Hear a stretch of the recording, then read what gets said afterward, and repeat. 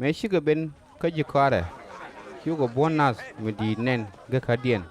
ka ngak ji gora ngang nom ka ke hiu nas di al gai along me shi ka Yesu nen ka hiu ga ring hiu go jawa ner ka hiu ga seji nga ga nungu ka ke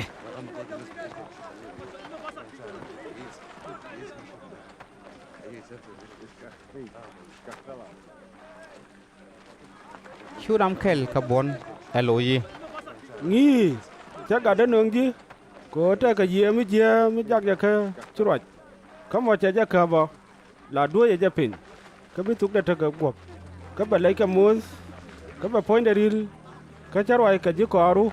có biết cái gì vui cái nào luôn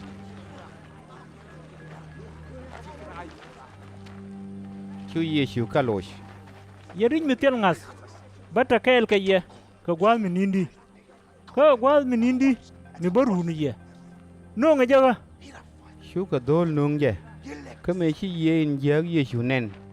nien gwa zamo hiu dol kap ka hiu tes hiu ra dang pin ta tok de ka gop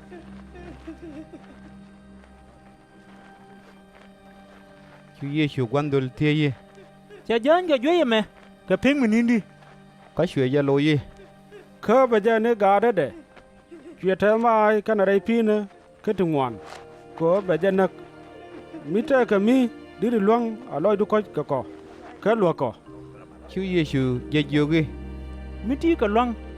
ngwa dial de ka let karami te ka ngas nien gwa zamo hiu gwan ga da yal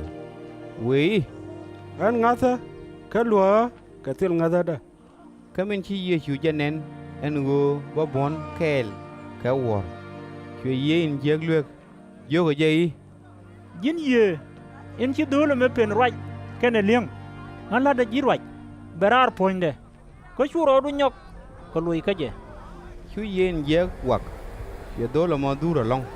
ka hiu ben rar poinde ka hiu do lo mo mon hiu chet ke mi chi liu ka hiu riu na we